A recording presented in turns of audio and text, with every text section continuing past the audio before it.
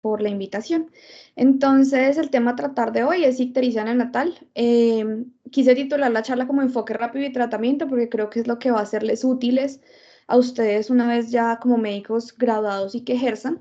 Rápidamente repasaremos entonces la definición. Creo que todos estamos familiarizados con el término de la ictericia, que es básicamente la coloración amarillenta de la piel, de las escleras o incluso de esas membranas mucosas, que resulta o es secundario a ese depósito de pigmento biliar llamado bilirruina. Una cosa es la ictericia y otra cosa es la hiperbilirrubinemia. En la literatura lo definen más o menos como una bilirruina sérica mayor a 1.5. Ya veremos los puntos de corte puntualmente y las guías actuales que nos recomiendan. Pero básicamente con la hiperbilirrubinemia superior a 5 miligramos por decilitro es que se vuelve evidente la ictericia. Y por último, el término de kernicterus, que cada vez lo vemos con menos frecuencia, afortunadamente, en la era moderna, y es esa enfermedad o esa discapacidad neurológica que se va a dar secundario a todo ese proceso de hiperbilirrubinemia, caracterizada por esa parálisis cerebral pues es principalmente coreatetóxica, una parecida de la mirada hacia arriba, displasia del esmalte dental y sordera neurosensorial, además de alteraciones pues, evidentes en la resonancia. Entonces, siempre que a uno pasa la ronda o la revista, le preguntan a uno pues los tipos de ictericia. Generalmente se hablaba pues de un enfoque entre ictericia fisiológica y ictericia patológica. Y pues como bien lo dice su nombre o como todo en medicina, pues lo fisiológico digamos que lo dejamos en vigilancia sin un tratamiento. Y ya cuando hablamos de patológico, pues lo primero que tenemos que ver es que esa hiperbilirrubinemia es a expensas de qué fracción de la bilirrubina. Entonces tenemos que entrar a mirar si es la bilirrubina indirecta o la directa y ya veremos un apartado pequeño que vamos a hablar de la colestasis. Entonces, cuando estemos viendo los resultados de esas bilirrubinas, siempre el laboratorio nos lo va a como a cortar en esas fracciones y tenemos que hacer o ser conscientes de cómo interpretar cada una de estas. Entonces, a grosso modo, o el primer mensaje que les quiero traer es que cualquier recién nacido lactante que se alimente con fórmula que presente ictericia después de las 2 semanas de edad debe ser evaluado para detectar colestasis y eso es una recomendación 1A. De acuerdo, ya veremos entonces con el metabolismo de la bilirrubina cómo podemos darle un poco de sentido a ya sea que el niño esté presentando colestasis o que esa enfermedad sea por hiperbilirrubinemia indirecta. Entonces, el metabolismo de la bilirrubina también es algo con lo que seguro siempre le preguntan a uno en las rondas de pediatría y sabemos que es básicamente un producto final de la degradación del grupo hemo, ¿cierto? Entonces, que de ahí se rompe el glóbulo rojo, tenemos entonces el primer metabolito de la bilirrubina que por medio de la hemoxigenasa se convierte en biliverdina, por la biliverdina reductasa pasamos a esa bilirrubina no conjugada que termina en todo lo que va a ser el hígado, en el espacio de dice del hígado, y que ya digamos que se va a concentrar en el hepatocito que luego va a ser transportado hacia ese retículo endoplásmico y una enzima muy importante que es la UDP-glucuroniltransferasa va a asegurarse de que esa bilirrubina se conjugue con ese ácido glucurónico y vamos a tener mono y diglucurónido de bilirrubina, finalmente favoreciendo que esa sustancia sea excretada hacia esos canalículos biliares y finalmente salga ya sea por la orina o por las deposiciones. Entonces, como les dije, hablamos de las fracciones de la bilirrubina y quiero traerles un especial como énfasis pequeñito en lo que es la colestasis, es decir, la hiperbilirrubinemia a expensas de la bilirrubina directa, ¿de acuerdo? Entonces, las definiciones de colestasis han ido evolucionando en el tiempo. Digamos que sabemos entonces que la colestasis va a ser esa acumulación de sales biliares, de bilirrubina y de lípidos que se va a dar en sangre, secundaria pues a una parte de toda esa alteración de lo que va a ser ese metabolismo que vimos en la diapositiva previa. Los puntos de corte que se manejan actualmente y quiero que los lleven pues o que le tomen pantallazo sobre todo es que, como les digo, los cortes han ido evolucionando y siempre debemos irnos como actualizando con ellos. Entonces, actualmente decimos que es una colestasis si tenemos un valor de bilirrubina directa mayor de 1 miligramo por decilitro, si la bilirrubina total es menor de 5 o si la directa es superior al 20% de la bilirrubina total, si la bilirrubina total es de 5 miligramos, pues superior a 5 miligramos. Entonces, ojo con esto, siempre es importante mirar esta fracción y saber cómo vamos a calcular y saber si está o no en un rango de patología para definir si vamos a estudiar ese pequeño. Entonces, un algoritmo muy rápido, pero como les dije, estamos en la parte de colestasis. Sin embargo, esto es como lo que deben pensar a grosso modo cuando ya definitivamente hacemos ese diagnóstico, vemos los paraclínicos, ya sabemos que el niño va a quedar hospitalizado para su estudio de colestasis y lo siguiente es, bueno, ¿y qué le pido? ¿Qué exámenes pues debemos estudiar a este niño? Entonces, la colestasis puede ser intrahepática o extrahepática. Digamos que la patología que más nos afana es la atresia de vías biliares porque digamos que es la que con más emergencia requiere tratamiento, porque su tratamiento es quirúrgico y los pronósticos en términos de cirugía indican que lo ideal es realizar esa intervención por debajo de los 3 meses, idealmente por debajo de los 2 meses. Entonces, si ese niño no le hemos hecho el diagnóstico, se nos va para la casa, no tiene un buen acceso a un seguimiento, el riesgo de que se nos quede sin tratamiento y que no sea candidato a una intervención posteriormente es muy alto. Entonces, ojo con eso, siempre el gran mensaje es pensar en atresia de vías biliares. Obviamente, algunas otras que también siguen siendo frecuentes son todo lo que va a ser el grupo del STORCH, el citomegalovirus sobre todo, que de hecho la hepatopatía en un recién nacido por citomegalovirus es una de las pocas indicaciones para tratamiento por este virus. Pues, otros menos frecuentes como el déficit de alfa-1 antitripsina y obviamente algunos otros como es las casas de conductillos, el síndrome de Zellweger, el Niemann-Pick, ¿de acuerdo? Pero a grosso modo, sobre todo quiero que se lleven buscar atresia de vías biliares y obviamente como causa secundaria pues toda la parte del storage, pero eso va a ir muy ligado a una historia perinatal, probablemente donde identifiquemos algunos factores de riesgo en la mamá que nos hagan pensar que esta puede ser posiblemente la causa. Y ya hablaremos pues de la no colestásica en el otro apartado de ictericia por hiperbilirrubinemia indirecta, pero digamos que para irnos familiarizando un poco, sabemos entonces que va a ser secundaria sobre todo a procesos de hemólisis, a incompatibilidad que puede ser de grupo o de RH y algunas otras anomalías pues de la hemoglobina, como puede ser la glucosa 6-fosfato deshidrogenasa, las anomalías en este lado, o la esferocitosis o incluso por un proceso infeccioso subyacente. Y ya si hablamos de una hiperproducción de bilirrubina, tendremos que pensar obviamente en procesos de hemólisis un poco más graves, reabsorción de hematomas, presencia de poliglobulia y enfermedades que requieren tratamiento como son el hipotiroidismo. Entonces, este es el abordaje diagnóstico o quise traérselos como muy fácil para que se lleven esto rápidamente. Entonces tenemos nuestro niño con ictericia, identificamos entonces que es una hiperbilirrubinemia a expensas de la directa, pedimos la ecografía de vías biliares, que es la que nos va a hacer el diagnóstico de esa patología que es la atresia de vías biliares, y entonces lo ideal es que, sobre todo, pues algo difícil en nuestro medio, pero lo ideal es que eso sea realizado por un radiólogo pediatra. Sin embargo, pues hoy en día los radiólogos siguen teniendo entrenamiento, pero si aún así ustedes ven una radiografía, pues una ecografía que sea normal y todavía la sospecha clínica es muy alta, es preferible que pidan una segunda ecografía como para estar tranquilos. Entonces sabemos que si nuestra ecografía es anormal, podemos pensar en un quiste de coledo con una masa obstructiva y obviamente pensar en esa para atresia biliar que probablemente termine en biopsia hepática y todo lo que hablamos previamente pues que va a terminar en proceso quirúrgico. Si la ecografía de vías biliares es normal, pues buscaremos algunos otros de las causantes de esa hiperbilirrubinemia, sobre todo como vimos, si tiene factores de riesgo para el STORCH, pues pediremos STORCH, si tiene factores de riesgo para hipotiroidismo o tiene indicación de repetir muestra, pediremos todo el perfil tiroideo y pues algunos otros que son exámenes o estudios un poco más especializados. Entonces ya hablemos de lo que es el pan del día a día, que es la ictericia neonatal a expensas de una hiperbilirrubinemia indirecta, como lo vimos previamente. Estamos frente a un proceso sobre todo que puede ser de hemólisis y hoy en día vamos a ver que realmente es una patología muy frecuente.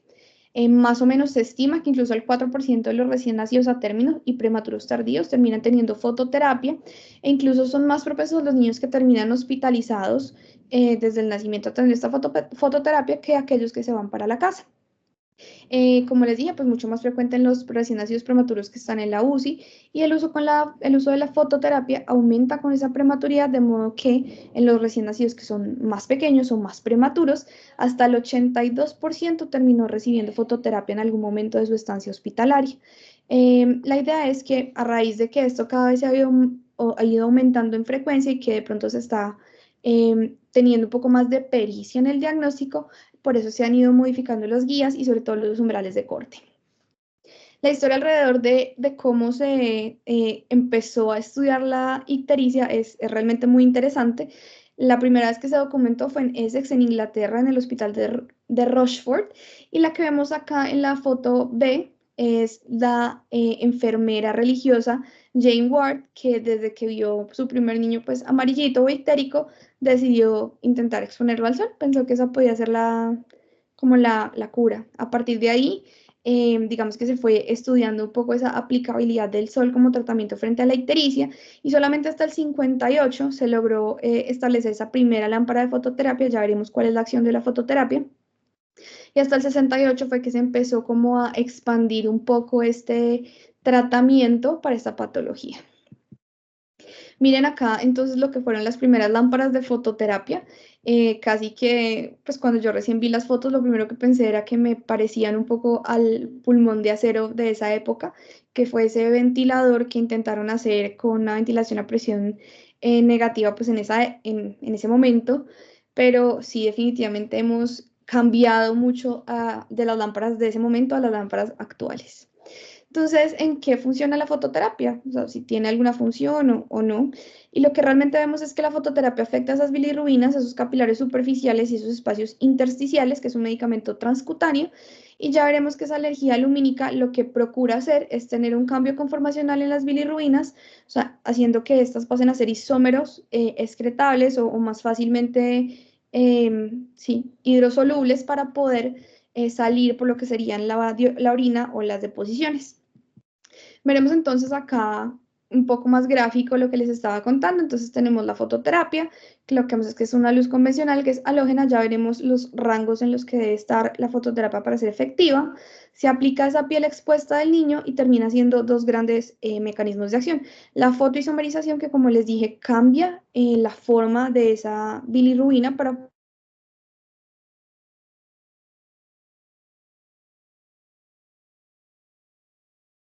hidrosolubles y terminen excretados por la orina. Entonces tenemos lo que van a ser los determinantes de la... Vamos a ver que la fototerapia no solamente es importante ponerla, sino saberla poner. Entonces es importante conocer la calidad espectral de la luz, la intensidad de la luz, o hablaremos de irradiancia, la distancia adecuada para esa intervención luz-piel y lo que va a ser el área de superficie corporal expuesta. Entonces, la primera es la calidad espectral de la luz. Lo que se recomienda actualmente son luces que tengan una longitud de onda más o menos entre 400 a 520 nanómetros. Miren que más o menos oscila como entre un violeta hacia una luz azul. Incluso alcanza a cubrir un poco esos verdes claritos, pues más o menos. Antes habían algunas servocunas que tenían incorporada una fototerapia que realmente la longitud de onda incluso puede ser más o menos entre 550 580. No es tan efectiva realmente, pero todavía están en algunas instituciones, incluso de primer nivel. Entonces, pues, si es lo único que tienen, pues en el entretanto pueden utilizarlo, pero a sabiendas de que probablemente su efectividad sea muy pobre. La irradiancia, como les estaba contando, entonces va a hacer referencia a lo que va a ser esa intensidad de energía lumínica, y realmente es esa cantidad de fotones que recibe la piel por cada centímetro cuadrado pues expuesto a esa luz. Entonces, la regla a saber de la irradiancia es que a mayor irradiancia, mayor efectividad. Y lo que se denomina como una fototerapia intensiva hace referencia a más de 3 unidades pues, de irradiancia. Ya veremos cómo se pone la localización. Y la distancia piel respecto al área expuesta, pues vamos a saber que a menor distancia, mayor irradiancia, y lo ideal es que tengamos mayor superficie expuesta para poder tener una mayor efectividad, sobre todo en la parte de la fotoisomerización. Entonces, acá es como el resumen de esos determinantes de la luz, y ya hablamos entonces del espectro de la luz, que como les dije, vamos a hablar de tonos violáceos más o menos azulosos, la fuente de la luz que debe estar idealmente localizada más o menos a 30 centímetros de la superficie de la piel, procurando una mayor exposición de la superficie de piel, obviamente con protección en ojos y en área genital, y tratando pues de respetar esa distancia porque sobre todo de pronto el personal de enfermería no está tan familiarizado con este tipo de determinantes de la dosis adecuada para la fototerapia y su ubicación puede ser muy deleteria. Entonces, ni muy cerca ni muy lejos, realmente lo ideal es que esté más o menos a 30 centímetros de la piel del bebé. Ahora, porque este tema es importante y como les dije, ha ido evolucionando y se ha logrado establecer estadísticamente qué ha pasado desde las últimas guías en relación a la actualidad y por eso hemos ido cambiando los puntos de corte. La última actualización que tenemos fue una guía propuesta por la Academia Americana de Pediatría que fue sacada en el 2022. Esto en relación a recién nacidos que tengan 35 semanas o más de edad gestacional. Las otras guías que existen son las guías NICE, estas son, si no estoy mal, del 2014-2016 y tenemos la anterior guía de la Academia Americana de Pediatría que fue sacada en el 2002, con la que previamente nos regíamos.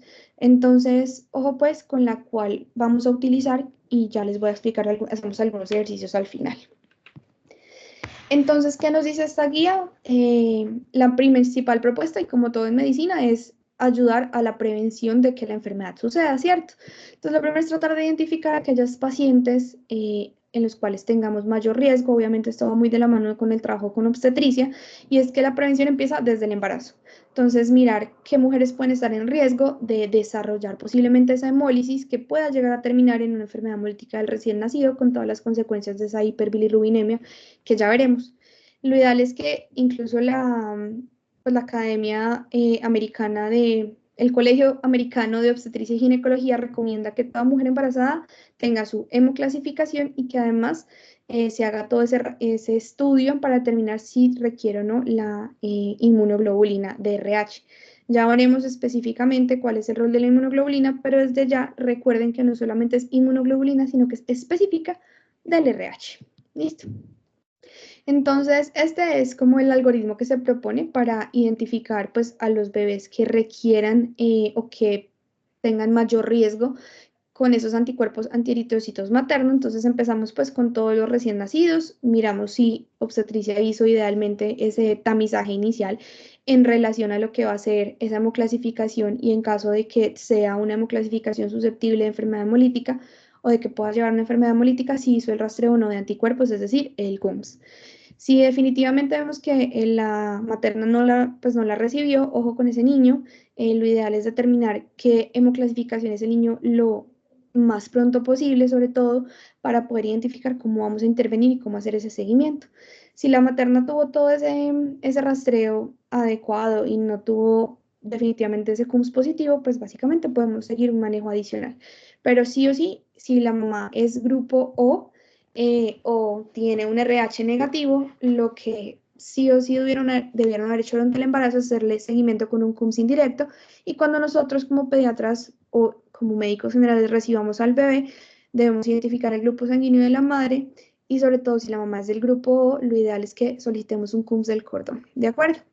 Dependiendo de cómo nos salga ese CUMS del cordón, si vemos que tenemos algunos de esos otros factores de riesgo asociados, es decir, tenemos un CUMS positivo, que la mamá tenga un RH negativo, que no haya recibido esa inmunoglobulina de RH, tenemos que evaluar si tenemos un factor de riesgo para hiperbilirrubinemia y asegurar una medición de bilirrubinas transcutáneas o una bilirrubina sérica apenas básicamente tengamos el resultado y de forma secuencial, como nos plantean acá. Ya veremos específicamente cómo las otras, o digamos, cómo haciendo el cálculo por horas y por los valores de bilirrubinas, podemos espaciar un poco esto.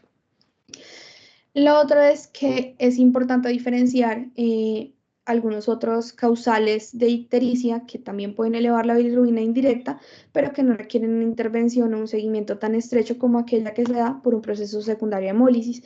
Entonces tenemos algunos niños que presentan una ictericia por una ingesta subóptima y esto, sobre todo este tipo de ictericia se da con un pico entre el tercer y el quinto día, asociado sobre todo a una pérdida de peso patológica. Acá es muy importante el seguimiento a los electrolitos séricos, porque sobre todo el sodio nos va a ayudar a establecer qué tan o graduar un poco esa deshidratación neonatal por esa ingesta subóptima. Y en general lo que sucede fisiológicamente con esta ictericia es que al disminuir la ingesta, disminuye todo el proceso de deposiciones y obviamente de orina y se produce una mayor circulación enterohepática por todo lo que vimos donde la bilirrubina se deposita en los espacios DICE del hepatocito, etcétera, etcétera, y produce mayor ictericia. Por el contrario, tenemos lo que es el síndrome de ictericia por leche materna y es una hiperbilirubinemia que persiste pese a una ingesta adecuada. En este escenario casi siempre la ictericia no es patológica, es decir, podemos documentarla, se pueden hacer estudios tipo las bilirrubinas con las fracciones, sin embargo es una ictericia que generalmente no requiere ninguna intervención, es decir, usted pide el paraclínico y los valores generalmente no requieren ni fototerapia, nada adicional, sino solamente seguimiento. Es una ictericia que incluso puede durar hasta los 3 meses de vida. Ahora, para asegurar una alimentación adecuada, entonces, creo que a este punto todos sabemos que la leche materna es el alimento idóneo para todos los recién nacidos y parte de eso es que nosotros como personal de salud nos, digamos que nos acompañemos y nos fortalezcamos en lo que van a ser esas prácticas que promuevan ese apoyo a la lactancia integral y todo lo que va a ser esa parte de promoción y prevención en aquellos que van a trabajar con maternas, de fortalecer esa parte de toda la parte de técnica, de seguimiento, de acompañamiento, de reforzamiento positivo en relación a la lactancia. Siempre se debe aclarar que no debemos proporcionar ningún tipo de suplemento oral con agua o agua dextrosada para prevenir la hiperbilirubinemia, porque todavía hay algunas personas, sobre todo pues en regiones rurales, en rurales dispersos, que no tienen acceso tan pronto a personal de salud, que tienen estas prácticas de brindarles comida o líquidos distintos a la lactancia materna y que obviamente no están indicados por los primeros 6 meses del recién nacido. Entonces, ya sabemos que no le debemos dar agua ni ningún otro líquido, pero ¿será que debemos ponerle líquidos a ese bebé como para ayudarle a la ictericia? Y este fue el último estudio que nos puso Cochrane, esto fue el 2017. Ellos incluyeron 7 estudios y tuvieron como 2 grandes puntos de comparación. Entonces, ponerle líquidos o darle comida, o ponerle líquidos versus no ponerle líquidos. Digamos que el principal resultado fue que no hay diferencia entre ponerle líquidos endovenosos y vía oral, es decir, si el niño tiene la capacidad de comer, en vez de hacer un acceso venoso que va a generar dolor y que no va a tener ninguna diferencia entre brindarle la comida, usted le va a dar comida, ¿cierto? Pero sí se evidenció que con el aporte hídrico endovenoso podemos tener algunos niveles de bilirrubina total ligeramente más bajo y una duración de fototerapia más corta. Sin embargo, ojo pues, no mejora o no impactan los desenlaces a largo plazo, que es el compromiso neurológico, que es lo que tratamos de evitar.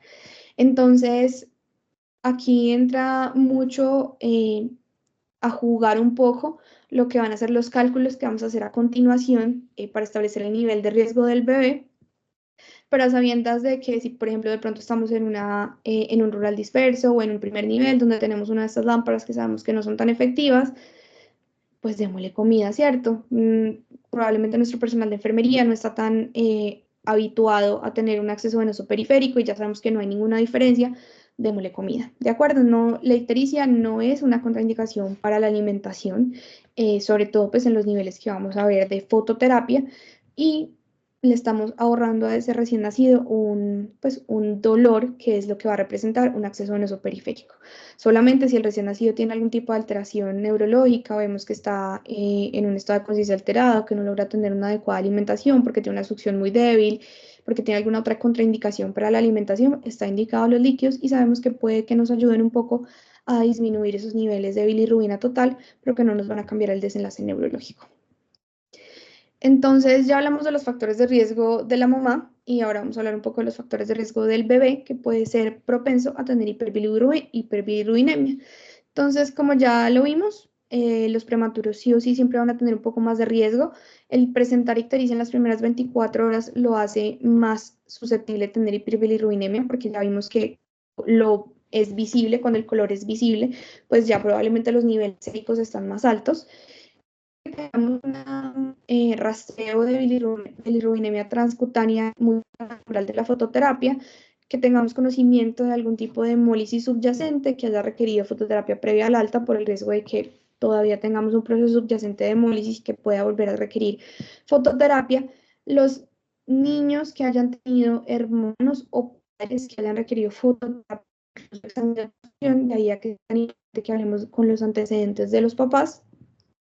Y obviamente todos aquellos factores de riesgo en términos de las hemoglobinopatías, como la hidrogenasa, entre otras que ya vimos que pueden ser una de las causas que requiera intervención. ¿Listo? Algunos otros, el síndrome de Down, aquellos niños que vienen con un cefalohematoma o que han tenido algún trauma perinatal, precisamente por ese acúmulo de glóbulos rojos en un sitio que luego se va a alisar y va a producir niveles aumentados de bilirrubina. ¿Listo? Y ya cuando tenemos ese niño que sabemos que va a ser más susceptible de hiperbilirrubinemia, pues vamos a ir a buscarle esos factores de riesgo para neurotoxicidad. Entonces, acá nos ponen sobre todo, y quiero que se lleven el asterisco de la albúmina. Albúmina menor de 3 gramos por decilitro, los niños que ya sabemos que tengan una enfermedad hemolítica isoinmune, los pacientes con sepsis y aquellos que han tenido alguna inestabilidad clínica en las primeras 24, pues en las 24 horas previas, sobre todo por la dificultad que tienen para eliminarla en términos de que probablemente no están haciendo deposiciones o no están haciendo la diuresis adecuada para ese momento. Y acá nos ponen como un asterisco, que es los niños que tienen menos de 38 semanas y cuyo riesgo aumenta con el grado pues, de prematuridad. En realidad ya veremos cómo trabaja esto en el momento de enfrentarnos a los algoritmos del tratamiento. Entonces, lo primero es identificar la necesidad del tratamiento. Entonces, sabemos que sí o sí tenemos que tener un valor objetivo de bilirrubinas. Se ha propuesto la bilirrubina transcutánea, que puede llegar a ser un valor objetivo para poder determinar si el niño necesita o no una intervención, pero esos valores se van a guiar siempre por edad gestacional, ese valor específico por la hora en relación al nacimiento, y si tenemos o no factores de riesgo de neurotoxicidad que ya habíamos visto. Antes se creía que la acidemia podía ser un factor predictivo para mayor riesgo de neurotoxicidad. Hoy en día se sabe que no hay evidencia disponible como para poder darle un causal en términos de el desenlace en neurotoxicidad, pero pues sabemos que una acidemia profunda pues indica obviamente inestabilidad clínica que puede llegar a hacer empeorar un poco el pronóstico o ensombrecer el pronóstico neurológico. Y aunque no hubo datos suficientes para el comité, sí en realidad recomiendan medir la albúmina como parte de la intensificación de la atención y ya les voy a mostrar el por qué.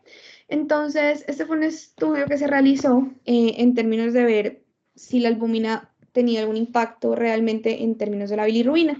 Y es que sabemos que pues, la albúmina es el carrito que lleva la bilirrubina y que ayuda pues a, digamos que a su metabolismo. Lo que se sabe es que en aquellos pacientes donde tenemos una relación de bilirrubina-albúmina anormal, probablemente son más propensos a tener desenlaces neurológicos adversos. Por ejemplo, estos niños siempre se les va a hacer tamizaje auditivo y en aquellos niños donde se documentó hipoalbuminemia, se documentó también mayores alteraciones en esa parte del tamizaje auditivo, también en relación a las pruebas neurológicas en términos del IQ y pues, otros desenlaces. Entonces, sí, en términos generales lo ponen como factor de riesgo y lo ideal es que también lo involucremos dentro de los factores de riesgo que vamos a tener en cuenta para poder clasificar a nuestro niño según el grupo al que pertenece. Ahora, lo ideal es que todos los niños sean evaluados visualmente al menos 12 horas antes del alta y definitivamente antes de las 24. Si usted lo ve ictérico, sabe que los niveles de bilirrubina probablemente están elevados y debemos tener una valoración objetiva. Nunca quedarse solamente con la percepción óptica, porque eso es muy subjetivo. Sabemos que los ojos a veces no son los más entrenados y siempre lo ideal es dejar en la historia clínica constatado un valor objetivo que permita una toma de decisiones certera. Las consecuencias de dejar pasar una hiperbilirrubinemia antes de las 24 horas de vida hacen que la guía recomiende sí o sí la toma al menos de bilirrubinas transcutáneas o bilirrubinas séricas en ese periodo, es decir, antes del alta. Ya veremos igual que de pronto esto puede ser un poco más difícil, nuevamente dependiendo del nivel de atención en el que estemos, pero les estoy planteando como lo que sería ideal hacerle a nuestro niño antes del alta. Entonces, para evitar esas tomas de muestra o esos procedimientos dolorosos, la tecnología ha evolucionado hasta promover lo que va a ser la bilirrubina transcutánea. Tenemos dispositivos que permiten medirla. Uno de los más conocidos es el Billy Check. Sin embargo, acá les traje pues este estudio que hablaba del Billy Check y del JM103, que son pues es como el mismo dispositivo pero una marca distinta. Y lo que nos muestran es que realmente entre los dos dispositivos disponibles en el mercado, en términos de los resultados, es decir, del valor numérico de la bilirrubina para el paciente en cuestión, cuando se comparaban en el sitio, pues en la frente, en realidad fueron muy comparables, pero el que fue mejor en términos del el valor obtenido al tomar pues esa bilirrubina transcutánea en el tórax fue el JM103. Ahora bien, en realidad cuando uno mira pues la tabla, en realidad ambos pues podrían utilizarse y como les digo fue pues como una mejoría muy discreta. Ambos dispositivos están avalados para podernos dar un valor preciso. Sin embargo, y es muy claro que cuando el valor en cualquiera de los dos dispositivos es superior a 15 miligramos por decilitro, usted debería tener una prueba confirmatoria sérica para poder establecer, porque ahí se pierde un poco la sensibilidad del dispositivo y puede dar unos falsos, digamos que unos falsos valores para intervención. Entonces, ¿en quién se debe medir esa bilirrubina transcutánea? Como bien lo dijimos, pues lo ideal es que lo tengamos siempre antes del alta. Y si tenemos paciente con un factor de riesgo, de pronto le hicimos esa bilirrubina transcutánea a las 24 horas, pero sabemos que se va a ir y no puede tener un acceso tan pronto a un personal de salud, pues dejémoslo un poquito más en vigilancia antes de poderle dar egreso. Se puede justificar también por los factores de riesgo que ya vimos previamente. Entonces, lo ideal es que tengamos esa bilirrubina transcutánea. Se debe medir siempre las bilirrubinas séricas, como les dije, si el valor de la bilirrubina transcutánea supera los 15 miligramos por decilitro o si definitivamente el umbral del valor de la bilirrubina transcutánea es máximo 3 miligramos por decilitro del límite para la intervención. En aquellos pacientes que aumenta rápido, la idea es documentar, o sea, si lo tenemos una medida y todavía no nos da para intervención, espérese, déjelo en observación, hágale una segunda medición, identifique cómo va a ser la tasa de aumento para poder proyectar si tenemos o no un paciente al cual intervenir. Entonces, los mayores riesgos para hiperbilirrubinemia son una tasa de aumento de más de 0,3 miligramos por decilitro hora en las primeras 24 horas o más de 0,2 miligramos por decilitro horas después de las 24 horas. Cualquiera de estos dos ascensos sugiere hemólisis y es importante que se ve no se le dé de alta. Si tenemos una bilirrubina transcutánea cercana a intervención sin posibilidad de seguimiento ambulatorio, como les dije, es preferible posponer el alta. Usted inicia fototerapia, evita que el niño llegue a ese umbral que puede llegar incluso a superarla y le damos una alta segura con un paciente que pueda no tener acceso a la salud después. En aquellos niños que tenemos entonces con ictericia prolongada, como bien dijimos, la alarma se prende más o menos a las 2 semanas de vida, pero sobre todo ya pasando las 3 o las 4 semanas de vida, en bebés que estén con fórmula, ojo, siempre medir bilirrubina y sus fracciones para poder identificar causas posibles de colestasis y ya vimos cuáles van a ser. Sobre todo pensar en algunas enfermedades como son galactosemia, hipotiroidismo, tirosinemia y como bien dijimos, afectación de las vías biliares, que es la que sí o sí no se nos puede pasar por el tiempo tan importante que es para la intervención. Entonces tenemos el tratamiento, ya hablamos un poco de lo que es la fototerapia, ya sabemos cuáles van a ser los factores determinantes para que una fototerapia sea intensiva. Incluso es válido usted iniciar fototerapia cuando el umbral está por debajo de fototerapia, pero muy cercano a ellos y que definitivamente, como vimos, el niño no se puede ir, pues no tenga un acceso posteriormente fácil a un personal de salud para podérsela empezar. Entonces, recomendaciones rápidas adicionales a las que repasamos previamente es familiarizarse con la lámpara que usted tenga y obviamente revisar, porque sobre todo las lámparas antiguas que marcan el tiempo de horas que tienen de vida útil y si sobrepasan ese tiempo de horas de vida útil, pues su efectividad disminuye. Entonces, donde vayan a trabajar, donde vayan a hacer el rural, si cuentan con lámpara de fototerapia, pues familiarizarse cómo funciona, cómo está, obviamente si tienen o no un manual. Y como les digo, estas lámparas antiguas tenían marcados, o eso va sumando cada hora, así como los timers, muestra cuántas horas de vida media o de vida efectiva tiene y usted debe mirar cuánto recomienda el proveedor. La ideal es que midamos niveles de irradiancia en todos los dispositivos de fototerapia, pues ahí nos podemos ayudar un poquito con toda la parte de ingeniería biomédica. La irradiancia mínima que se recomienda es más o menos de 8 a 10. reemplaces las lámparas que definitivamente no cuentan con estos niveles de seguridad o que definitivamente ya acabaron su vida media. Siempre leerse las instrucciones del proveedor, eso es algo que es muy importante y sobre todo iluminar pues, la mayor superficie corporal posible, asegurando obviamente que tengamos una temperatura corporal óptima en los pacientes, porque cuando quedan tan expuestos, digamos que el láser bocuna no se puede poner encima o el calor del láser bocuna no puede ir encima de la lámpara porque se puede dañar, entonces son más propensos a tener distermias y la idea es que acomodemos un poco para que siga respetándose los 30 centímetros desde la fototerapia, pero también promoviendo la estabilidad térmica de nuestro bebé, siempre asegurando obviamente protección ocular y la protección en genitales. Ahora, el eterno debate de la luz solar, como vimos al principio y les mostré, fue la pionera en el tratamiento de la fototerapia y hoy en día todavía culturalmente hay muchos padres, abuelos, tíos, etcétera, que son muy insistentes para sacarlos a la luz solar y que incluso al ver hospitalizado de pronto un bebé o que requiera remisión por alguna otra cosa y no esté expuesto al sol, generalmente es algo que les preocupa mucho. La luz solar, digamos que hoy en día, y como lo muestra este estudio, realmente no tiene ninguna superioridad a la fototerapia.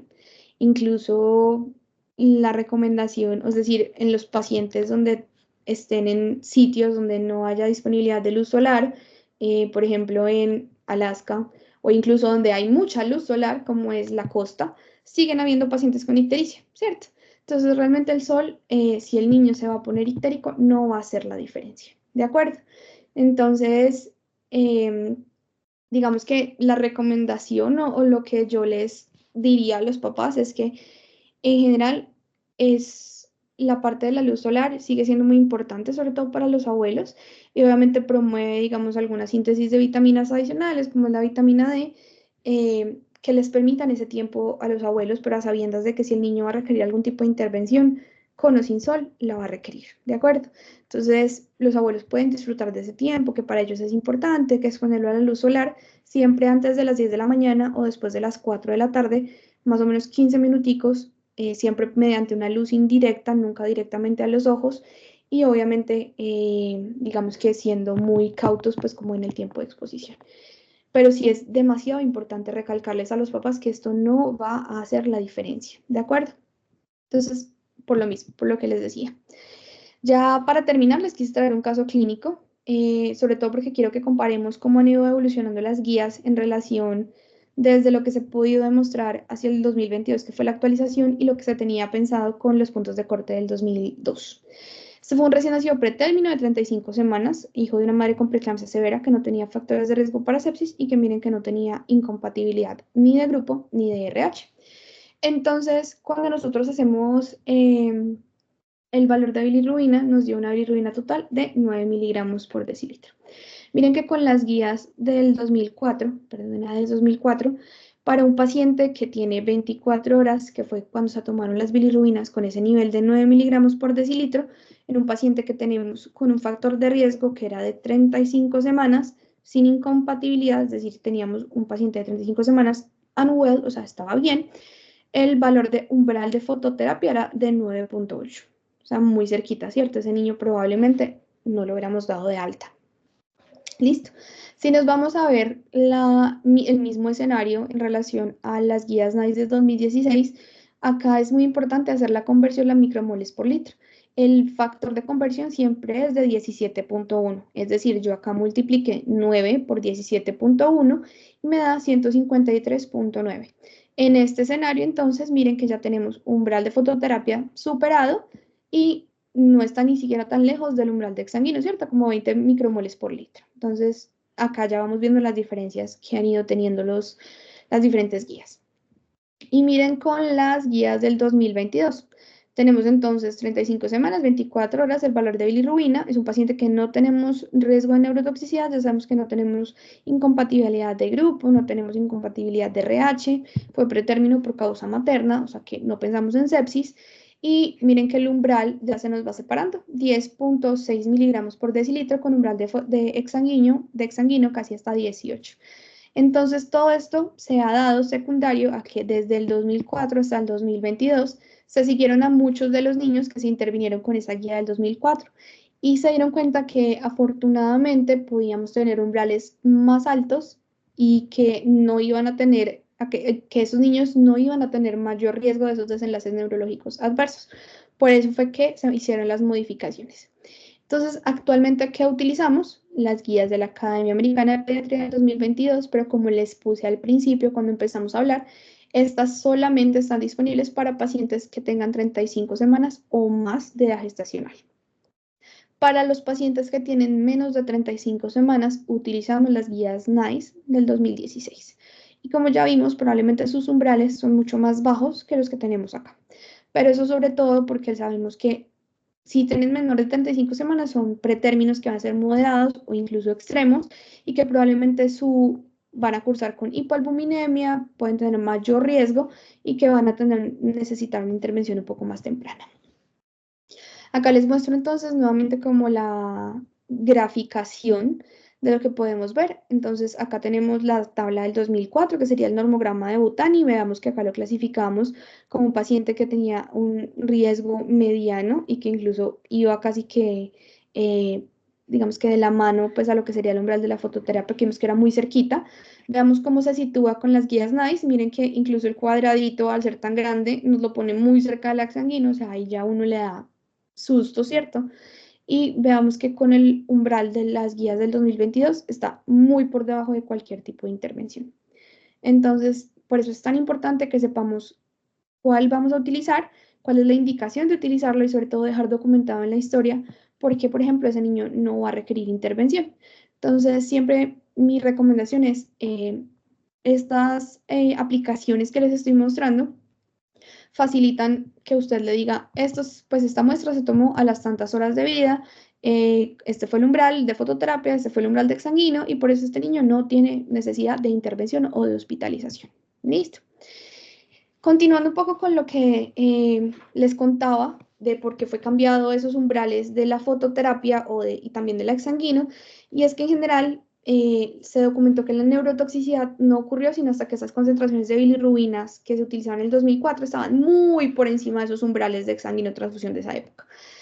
Y a raíz de eso, pues logramos aumentar esos umbrales. Ahora bien, obviamente esto fue una recomendación que se dio en países de tercermundistas, digo primermundistas, y lo ideal es que obviamente estos niños que se tomaron para estos estudios fueron pacientes que tenían una accesibilidad muy pues fácil a los servicios de salud y que podían consultar de forma muy rápida. Entonces, también, aunque se aumentaron los umbrales y sabemos que la neurotoxicidad probablemente no va a ser tan frecuente, también es muy importante ubicarnos y ser conscientes en el espacio o con el paciente que estemos tratando en relación a su facilidad de reconsulta, la facilidad con que el paciente y pues la mamá entiende los factores de riesgo o el acompañante entiende los factores de riesgo para reconsultar, porque varias de estas guías recomiendan, por ejemplo, creo que no lo tengo acá, pero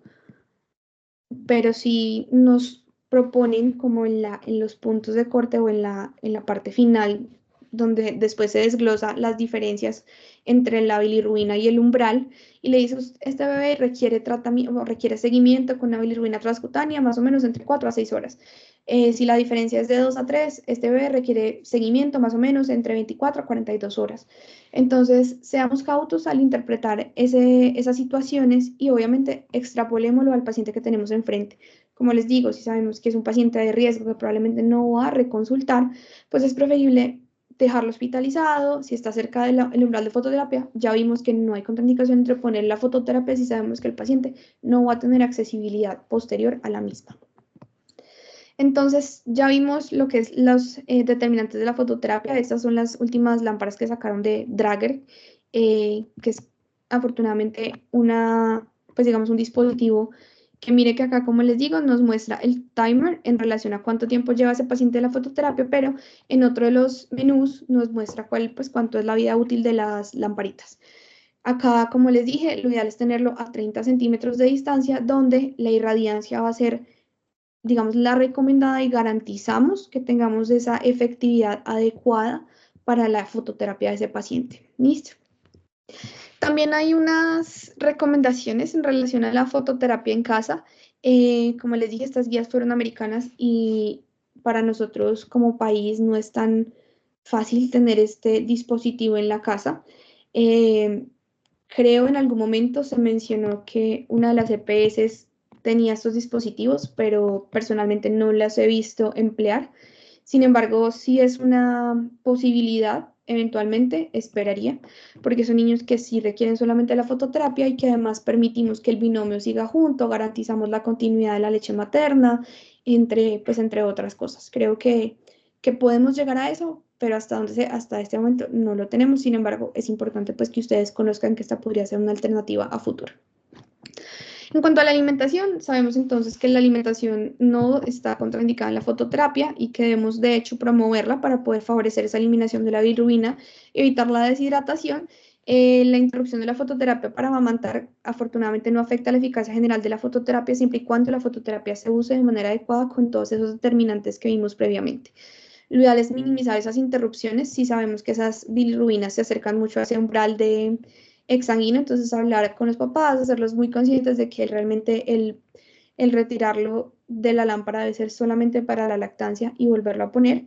E incluso, pues esta es una recomendación controversial en relación al uso de la fórmula y es que pues incluso la guía recomendaba que el uso breve de fórmula podría conducir a una disminución más rápida de las concentraciones de bilirrubina y pues reducir el riesgo de readmisión para fototerapia. Sin embargo, no es una recomendación ampliamente difundida. Como les digo, siempre debemos ser promotores de leche materna y obviamente a sabiendas de que la leche materna es el mejor alimento y que probablemente sí podemos garantizar la técnica, sí podemos garantizar la adherencia a los tiempos en que se debe alimentar el bebé, es posible que tengamos la misma, digamos, como el mismo desenlace. En cuanto al monitoreo, digamos que son unas recomendaciones muy generales. Como les digo, cuando uno se familiariza con las guías, tanto la guía NAES como la guía de la Academia Americana de Pediatría, le dicen a usted cada cuánto debe hacerse el seguimiento, porque obviamente en pacientes que estén muy cerca del umbral de exsanguinotransfusión, la medición de las bilirrubinas debe ser un poco más frecuente que en pacientes que estén un poco más lejos de ese umbral. Pero por lo menos esencial, al menos medirla 12 horas después de haber iniciado la fototerapia, precisamente para determinar si está siendo efectivo o no, si necesitamos hacer un escalamiento de la terapia. Obviamente, pues acá nos hablan de los niños con fototerapia en casa, que siempre se debe hacer una medición diaria. Ya vimos que este es un escenario que todavía no ha llegado pues a nosotros. Y parte de lo que deben ser los estudios iniciales y es de los recién nacidos, sobre todo en los cuales sospechamos que haya un proceso subyacente de hemólisis, es tener unos niveles basales de hemoglobina y hematocrito para poder o evidenciar si tenemos anemia y obviamente tener evidencia de los niveles basales de hemoglobina para ver si necesitamos posteriormente pues, reponerla. Listo.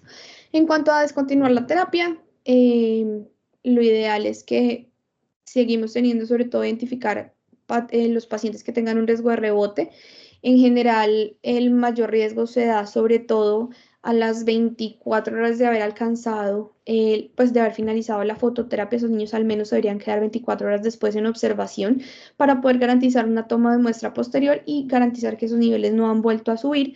Sin embargo, lo ideal es que usted mire si tiene algunos factores de riesgo adicionales, mire que 48 días de vida al inicio de la fototerapia sí o sí representa mayor riesgo de un rebote, enfermedad hemolítica, edad gestacional menor de 38 semanas, incluyendo, miren que esos pretérminos, esos a términos tempranos llamativamente entran dentro de este grupo, y obviamente niveles mayores de bilirrubina transcutánea al momento de retirar la fototerapia. En cuanto al seguimiento posterior, siempre, como les dije, lo ideal es darles el chance de que quito la fototerapia, espero o lo vigilo para garantizar que no se ha vuelto a aumentar y lo ideal es por lo menos tener los 24 horas en vigilancia estrecha para poder evitar que un niño que vuelva a ascender bilirrubinas que requiera intervención se nos pase. Entonces, a grosso modo, el gran mensaje que quiero que se lleven es dejen los 24 horas después de haberles quitado la fototerapia para garantizar que no haya un rebote. ¿De acuerdo? En cuanto al escalamiento de la terapia, como les dije, va a variar mucho de la cercanía o no en términos de la exsanguinotransfusión. Lo ideal es que si tenemos que un paciente tiene bilirrubinas que excedan el límite de escalonamiento, que es básicamente 2 miligramos por decilitro por debajo del rango definido para exsanguinotransfusión, es un niño en el cual tenemos que poner una fototerapia intensiva si no la hemos puesto, y ese niño sí, no sí entraría como un candidato para una hidratación intravenosa, precisamente porque esa cercanía a la exsanguinotransfusión, pues probablemente lo hace propenso a que pueda requerir este procedimiento se debe realizar en ayuno, y obviamente porque ya vimos que aunque no está indicado en todos los pacientes, en este puntualmente sí nos va a ayudar la hidratación a barrer un poco lo que va a ser esa bilirrubina total sérica y ayudarnos a que no sea necesario realizar un procedimiento como esos, ¿de acuerdo? Cuando ya definitivamente definimos que nos toca escalar la terapia, solicité bilirrubinas, un hemograma completo, albúmina, una química sanguínea inicial, sobre todo calcio, que es muy importante, y de una vez pruebas cruzadas porque el riesgo de que usted le toque un exsanguino es muy alta. La bilirrubina al menos se debería medir cada 2 horas desde que usted definió escalar terapia, es decir, desde que usted le puso fototerapia intensiva e hidratación, hasta que deje cumplir esos criterios de escalonamiento, y una vez usted esté por debajo pues, de ese umbral o lejos de ese umbral, podemos nuevamente como volver al seguimiento usual. Y ahora la recomendación frente a la inmunoglobulina intravenosa es puntualmente en aquellos pacientes donde sabemos que hay una enfermedad hemolítica isoinmune, es decir, tenemos garantizado un COMS positivo, tenemos unos reticulocitos muy altos, en quienes las bilirrubinas alcancen o sobrepasen ese límite de escalonamiento y que incluso usted puede repetir una segunda dosis, pero es en pacientes muy puntuales donde se recomienda esa inmunoglobulina. No está ampliamente disponible en todas las instituciones, entonces también es importante saber con qué contamos en nuestro lugar de trabajo. Entonces, parte de la, pues digamos como el apartado esencial a comentar sobre la inmunoglobulina es que es importante tener en cuenta que así usted la ponga, probablemente no va a prevenir la exsanguinotransfusión. Y aunque no hay estudios propiamente que logren establecer una causa-efecto, sí se ha documentado que su uso puede llegar a aumentar el riesgo de enterocolitis. Entonces, ojo pues, importante tener una indicación que esté justificada y sobre todo ser muy cautos en que si la puse, tengamos como todas las precauciones adicionales para tratar de disminuir esos otros factores de riesgo que sabemos que pueden contribuir a un desenlace como enterocolitis. Entonces tenemos este otro algoritmo que nos habla de lo que es el escalonamiento de la terapia, como ya dijimos allá pues en la diapositiva anterior los valores. Empezamos, entonces sabemos que esa bilirrubina transcutánea excede ese valor de escalonamiento de terapia, tenemos un lugar apropiado para exsanguinotransfusión. Si no, ojo, entonces no lo monto en remisión, de pronto si ya está muy cerca, definitivamente lo monto en primario, fototerapia intensiva, hidratación durante la transferencia y ya definitivamente llevamos pues a una institución que sí cuente con exsanguinotransfusión porque no sabemos si el paciente la va a necesitar o no. Hablamos entonces de todos los paraclínicos que le solicitamos inicialmente en la diapositiva previa. Definitivamente notifico al banco de sangre.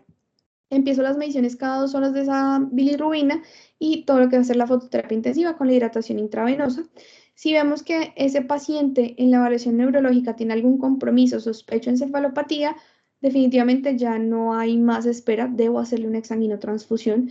Si todavía no, entonces empezamos a ver la tendencia de las bilirrubinas, llegamos por fin a disminuir por debajo del nivel de escalar terapia.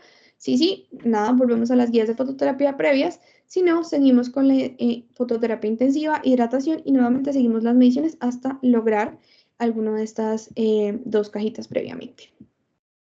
Acá entonces, como les dije, las dosis de inmunoglobulina, el beneficio es que piensa que se puede, mediante su uso, reducir los procesos de hemólisis y mediante esta forma estabilizar o reducir esos niveles de bilirrubina, previniendo que podamos ese procedimiento como es la sanguinotransfusión.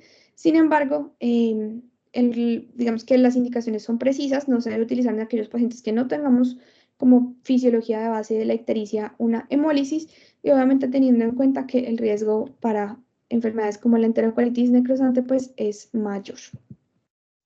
Entonces, la exsanguinotransfusión, ya sabemos que es un procedimiento que va a darse sobre todo en pacientes en quien no logramos que la fototerapia tenga unos niveles de descenso previamente establecidos y que además ya pueden incluso tener signos de encefalopatía que lo amerita como un procedimiento urgente.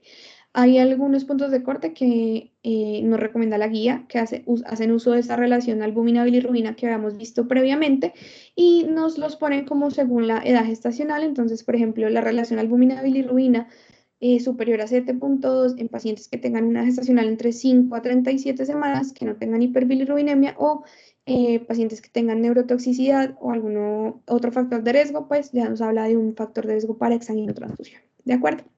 Ya hablaremos un poquito más adelante de eso. El seguimiento al alta, entonces pacientes sin fototerapia se considera pues egreso después de que usted mida a 12 a 24 horas la bilirrubina transcutánea o sérica y obviamente según el nivel de cercanía a ese límite pues usted va a poder dar el alta o el seguimiento en horas precisas y obviamente teniendo en cuenta su facilidad de reconsulta, ¿de acuerdo? Entonces, miren lo que les mencionaba previamente, lo ideal es que la guía nos pone qué tanta es la diferencia entre los valores de bilirrubina y los valores del umbral para las diferentes intervenciones de la fototerapia. Entonces, miren, si tenemos una diferencia entre 0,1 a 1,9 y nuestro paciente es menor de 24 horas, no le dé alta. Piensa que si de pronto le puede empezar la fototerapia y definitivamente haga una medición entre 4 a 8 horas. Si ya tiene más de 24 horas, usted puede hacer una medición entre 4 a 24 horas, pero nuevamente, si el paciente no tiene facilidad de reconsulta, pues mejor lo dejo, le demoro el alta y puedo considerar la fototerapia, incluso si está por debajo del umbral. Y así sucesivamente. Entonces, entre más diferencia sea, dependiendo de la edad gestacional que tenga nuestro paciente, pues ya es más fácil poder para nosotros establecer qué tan frecuente o no va a ser el seguimiento. Entonces, no es solamente ver las tablas que les mostré al principio, donde solamente es fototerapia o no fototerapia, sino saber interpretar cuándo lo voy a volver a ver para poder ser muy preciso con la mamá frente a cuándo debe ser la siguiente evaluación. Entonces, resumen de las recomendaciones, mirar siempre los factores de riesgo. Todo paciente mayor o igual de 35 semanas lo haremos por la guía de la Academia Americana del 2022. Pacientes menores de 35 semanas lo haremos por las guías NICE de 2016, es decir, la interpretación de esos valores de corte. Lo ideal es que hacemos un CUMS directo en niños que tengan un MADREX con RH negativo o que sean de hemoclasificación o que tengan algún riesgo con los hermanitos que vimos previamente, que pueden ser pacientes con hermanitos que hayan requerido fototerapia o exsanguíneo, pues esos niños también debemos hacérselo. Pacientes con factores de riesgo, la vigilancia mínima debe ser 24 horas. De hecho, la norma vigente actualmente dice que un recién nacido no se puede dar de alta antes de esas 24 horas, pero entonces a las 24 horas debemos hacer una observación muy meticulosa frente a si vemos un tinte itérico y sabemos que lo ideal es que todos esos niños tengan al menos una bilirrubina transcutánea previa al alta. A las 12 horas del inicio de fototerapia tenemos ese primer control de bilirrubinas, eso sobre todo en los pacientes que van a estar un poco más lejos de ese umbral de fototerapia, porque ya sabemos que en la medida en que ese umbral de fototerapia se acerque al rango de exsanguíneo, pues las mediciones se van a hacer con cada vez más frecuencia. Controles posteriores siempre pues van a ser dependientes del evaluador y la idea es que siempre tengamos un control 24 horas posterior a suspender la fototerapia precisamente para prever si el niño no va a tener rebote y va a requerir nueva intervención. Tenemos que escalonar el manejo si vamos a tener una diferencia apenas de 2 miligramos por decilitro por debajo de ese umbral de exsanguíneo transfusión y en seguimiento de fototerapia intensiva va a ser cada 2 horas con bilirrubinas. Ahora un apartado muy corto de lo que es la exsanguinotransfusión. Entonces es un procedimiento que es eficaz para eliminar componentes sanguíneos anormales y toxinas circulantes. En este escenario, pues sabemos que puntualmente va dirigido al efecto tóxico de lo que va a ser la bilirrubina, porque la bilirrubina, digamos que en niveles basales sabemos que tiene un efecto protector porque es un agente antioxidante, sin embargo, cuando su umbral se aumenta, tiene una gran afinidad por la barrera hematoencefálica y sobre todo por tener depósitos a nivel de los ganglios basales. Entonces, ese es el principal, digamos que el principal afán de nosotros, porque no se nos pase una ictericia y sobre todo porque no se nos pase ese nivel de que persistentemente tenemos una hiperbilirrubinemia que puede ir a depositarse en el sistema nervioso central. Entonces, la exsanguinotransfusión se sustituye la sangre del paciente por sangre fresca o reconstituida y una meta final es que tengamos un hematocrito entre 45 a 55.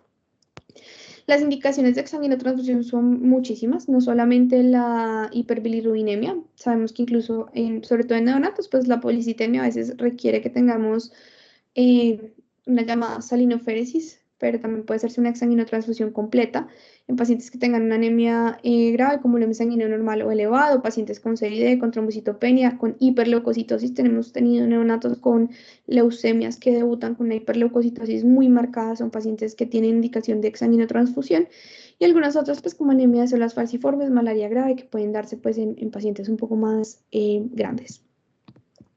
En general, ¿cuál es el método que se recomienda? La idea es que, como dijimos, se debe sustituir la sangre del paciente por sangre reconstituida. Entonces, dependiendo de si es un recién nacido a término o pretérmino, se va a calcular la volemia, que es más o menos esa que les muestro en la pantalla. Y la idea es que le digamos al laboratorio digamos que el volumen total o de la volemia que le va a poner al paciente, 2/3 de ese volumen va a ir en glóbulos rojos, que deben ser frescos, y 1/3 de ese volumen va a ser de plasma fresco congelado. ¿De acuerdo? Sabemos entonces que lo ideal es que en los neonatos las transfusiones siempre, sobre todo el glóbulo rojo, se hagan con O negativo. Ese es el ideal para evitar procesos de sensibilización y porque a veces no tenemos una certeza final de la hemoclasificación. Entonces lo más sencillo es que sea O negativo. Eso es algo muy importante. Los paraclínicos antes de hacer la exsanguinotransfusión, obviamente en los casos de hiperbilirubinemia van a ser las bilirrubinas, el calcio, que era esencial cuando les dije, una glicemia y hemoglobina hemotocrito básicamente son los mismos que debemos tener después, lo único que cambia es la adición de las plaquetas, porque obviamente con el proceso de la exsanguinotransfusión todos estos se pueden ver alterados y es importante hacer un seguimiento. Entonces, como sabemos, nuestra meta es que las bilirrubinas desciendan, pero la idea es que no tengamos trastornos del calcio, que no tengamos trastornos de la glucometría y obviamente que logremos esas metas de hemoglobina hemotocrito que idealmente deben ser pues las mismas que tenía nuestro bebé antes, entre 45 a 55. Y en estos pacientes podemos tener después de la exsanguinotransfusión trombocitopenia, que puede ser lo más propenso a sangrado. Consideraciones: el paciente antes de entrar a ese procedimiento debe tener al menos 3 horas de ayuno. Lo ideal es que usted tenga una sonda nasogástrica u orogástrica para poder tener ese ayuno y ese vaciamiento del estómago. Debe hacerse siempre en una unidad de cuidados intensivos con una monitorización continua y siempre con un equipo de reanimación avanzada disponible. La idea es que la sangre entre caliente, más o menos a una temperatura fisiológica de 36 grados, y obviamente evitar que la luz incida directamente sobre la sangre porque puede producir hemólisis, y de hecho eso es lo que estamos tratando de eliminar en nuestro recién nacido. Es importantísimo que este registro se haga acompañado tanto de entradas y salidas, porque pues la idea es garantizar la volemia del paciente. Entonces no podemos sacarle más de lo que debemos, pero tampoco es la idea volverlo policitémico entrando más de lo que sacamos. Entonces siempre se debe hacer un registro muy preciso. Entonces este procedimiento generalmente requiere incluso hasta de 2 a 3 personas. Lo ideal es que usted tenga catéteres umbilicales para su procedimiento, es decir, que tenga un arterial y un venoso. Sin embargo, se puede realizar por una vena periférica. El volumen de cada alicuota va a depender de cada paciente. Entre el paciente sea de menor peso, pues las alicuotas deben ser menores, precisamente para evitar cambios bruscos de la volemia que pueden generar repercusión hemodinámica. En general, los pacientes afortunadamente que requieren este tipo de procedimientos generalmente tienen buen peso, pero como les digo, esto es algo muy importante, que si según el peso podemos tener recambios de menos volumen, perdón. El proceso debe ser lento y debe ser inferior a 5 mililitros por kilo, precisamente para evitar esos cambios de presión. Y no parece que la velocidad ni el volumen de recambio tengan alguna importancia sobre esos valores finales de bilirrubina. Si el paciente está pues hipervolémico con presión venosa central elevada, la idea es que empezaremos esa exsanguinotransfusión por la extracción. Sin embargo, en pacientes hipovolémicos o con baja presión, pues empezaremos por la administración de sangre. Las complicaciones, pues les dije varias en el proceso anterior, que precisamente por eso les hacemos paraclínicos con seguimiento, pero algunas otras que se pueden dar: arritmias, acidosis, todo lo que van a ser las fluctuaciones de presión arterial, podemos tener un proceso infeccioso secundario, la coagulopatía, y obviamente como toda transfusión, pues tenemos un riesgo de una enterocolitis necrosante, ¿de acuerdo? Eso era con lo que les traía para hoy. Muchísimas gracias, quedo abierta pues a las preguntas que tengan.